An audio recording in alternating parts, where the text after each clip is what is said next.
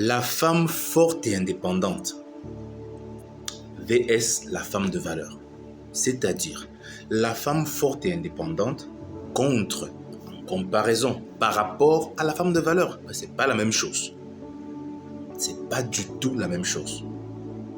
Bonjour ou bonsoir en fonction de ton fuseau horaire. Pas d'MCP, MC Win Consulting. Toujours avec amour et service pour vous, en plein dans les valeurs. Cette vidéo, si écoutée, elle est particulière.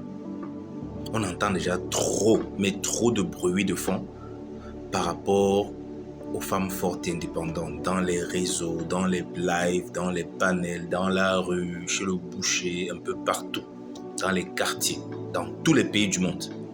C'est désormais devenu une tendance qui s'affirme. Là-dedans, on parle de non, tu es féministe, tu n'es pas féministe, tu es ceci, tu es cela. Je ne vais pas rentrer dans ces débats-là. Moi, je vais juste faire une remarque simple qui sera articulée autour de quelques points. La femme forte et indépendante qui le clame haut et fort, qui envoie des statuts, dit que voici les femmes fortes et indépendantes, il y a femmes et femmes, nous voici, voilà une femme forte et indépendante, me voici, regardez-moi, je suis femme forte et indépendante, n'est pas une femme forte et indépendante, n'est pas une femme de valeur, pardon. Elle est certes forte et indépendante selon ses idées dans sa tête, selon son paradigme et selon le monde qu'elle est en train de se créer ou qu'elle s'est déjà créée avec celle qui lui ressemble. La femme de valeur n'est pas comme ça. La femme forte et indépendante le clame haut et fort et dit je suis forte, je suis indépendante, en ignorant complètement que personne n'est indépendant. Personne. Et tous sont forts, même le bébé qui sort du ventre de sa mère est déjà fort parce qu'il pousse ses poumons pour crier pour l'expansion pulmonaire et respire. Il faut de la force pour faire ça. Or, la femme de valeur ne dira jamais qu'elle est forte. On constatera qu'elle est forte. Ses proches, les gens qui vivent près d'elle, constateront qu'elle est forte. Les gens qui la côtoient, qui la connaissent, son petit cercle privé, constatera qu'elle est forte. Elle se tait, elle est discrète, elle ne fait pas trop de bruit. C'est la première chose qui différencie les deux.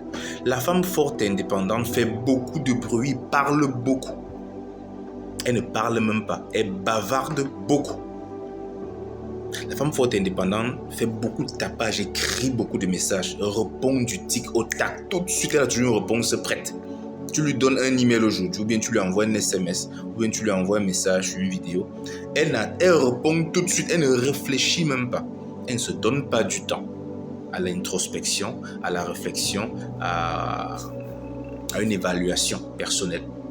Elle ne cherche même pas à comprendre quel était le fond de ta pensée. Elle va répondre immédiatement. Sur un panel, c'est pareil. Il y aura beaucoup de messages en bas et beaucoup de réactions sur le panel. Si elle est en haut, bien si elle a un message. Elle réagira toujours massivement. Beaucoup. La femme de valeur est discrète. Elle prend son temps. Elle ne répond pas à tout le monde. Elle ne répond même pas à tous les messages. Elle te laisse le bénéfice du doute. Elle te laisse même la juger. Et elle te sourit. Elle ne rigole pas avec ses dents dehors et tout partout à tout le monde. Non, comme font les femmes fortes indépendantes. Qui ricanent et rigolent à toutes les occasions, même quand devant le drame. Où elles sont en train de foncer droit dans un mur avec leur avion qui va s'écraser avec tous les passagers. Celle-là rigole toujours. La femme de valeur ne rigole pas, mais elle sourit. Et pendant qu'elle sourit, elle réfléchit à sa réaction. Elle réfléchit à des alternatives. Elle réfléchit à ce qu'elle va faire. Elle réfléchit aux actions qu'elle va poser et qui vont marquer l'univers et l'environnement. Un troisième élément, c'est que la femme forte et indépendante est très faible d'esprit. La femme forte et indépendante est très dépendante puisqu'elle a besoin de validation des autres. Ça veut dire qu'elle dépend des gens et elle ne se rend même pas compte qu'elle vit aux dépens des autres. Du coup, elle est très faible d'esprit. Or, les stoïciens disent, pour pouvoir conquérir le monde, conquiers d'abord toi-même. Essaie de conquérir tes émotions, essaie de maîtriser tes émotions, essaie de maîtriser ta parole, essaie d'observer toi-même d'abord. Quand tu auras eu la maîtrise de soi, tu as conquis le monde. C'est ce que la femme de valeur a compris.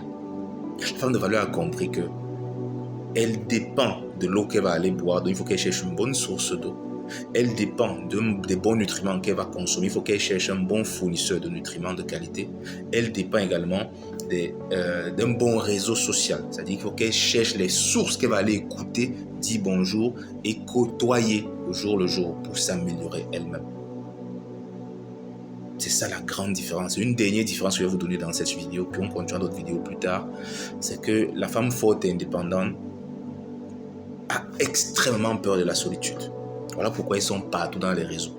Plutôt que de se concentrer sur un bon livre, une bonne lecture qui renvoie à elle-même, pour une introspection de ce qu'elle vient de lire, qui lui parle à elle, elle cherche plutôt ce qui va parler, pensant aux autres, puisqu'elle pense constamment aux autres. Comment elle va aller les contrarier, comment elle va aller les contraster, comment elle va aller se moquer d'eux. Tout ce qu'elle lit, tout ce qu'elle fait, tous les groupes auxquels elle participe, ça concerne les autres et jamais elle. C'est un drame. C'est dramatique. Ça ressemble presque à une forme de narcissisme pathologique. Le narcissique ne se remet jamais en question. Et c'est ça le problème des femmes fortes et indépendantes. Elles ne sont pas des narcissiques, nécessairement perverses, mais elles ont un côté narcissique très fort. Elles contrôlent tous les faits et gestes des autres, mais elles ne se rendent pas compte que le vrai problème et le volcan le plus puissant est en elles-mêmes, qui les autodétruit et sabote leur vie. La femme, par contre, de valeur, a très bien compris ça. Quand elle écoute un podcast, elle pense à elle. Quand elle lit un livre, elle se voit dans le livre, ça lui fait un effet miroir à elle. Elle regarde elle-même et elle voit comment elle peut s'améliorer demain par rapport à aujourd'hui, ou s'améliorer aujourd'hui par rapport à hier. Voilà pourquoi c'est des femmes qui sont exceptionnelles. Femmes de valeur, je vous aime. J'en ai rencontré dans ma vie. J'en ai pas rencontré beaucoup, mais j'en ai rencontré. Et quand tu les regardes, tu les reconnais au milieu de 50 millions de personnes. Elles font toujours la différence. D'autres vont les traiter de snob, d'autres vont dire que tu penses quoi, d'autres vont on va tout leur balancer au visage. Mais elles ont une force de caractère qui les pousse à ne pas réagir à tout. Parce qu'elles comprennent qu'elles sont spéciales. Femmes de valeur, je vous aime. Et toutes les femmes qui sont en quête de devenir femmes de valeur, là, qui sont en quête de valeur, sachez que vous avez toute mon approbation, tous mes encouragements. Parce que vous êtes exceptionnels. Ce que vous deviendrez dans quelques mois, si vous continuez comme vous êtes en train de continuer là, ceux qui suivent mes lives, celles qui viennent dans les vidéos, qui commentent, qui apportent de la lumière, soyez bénis. Parce que vous êtes des grands lampadaires qui illuminent l'univers. Et c'est de ces genres de femmes dont on a besoin. Rendez-vous à la prochaine vidéo. Bad MC, je vous aime.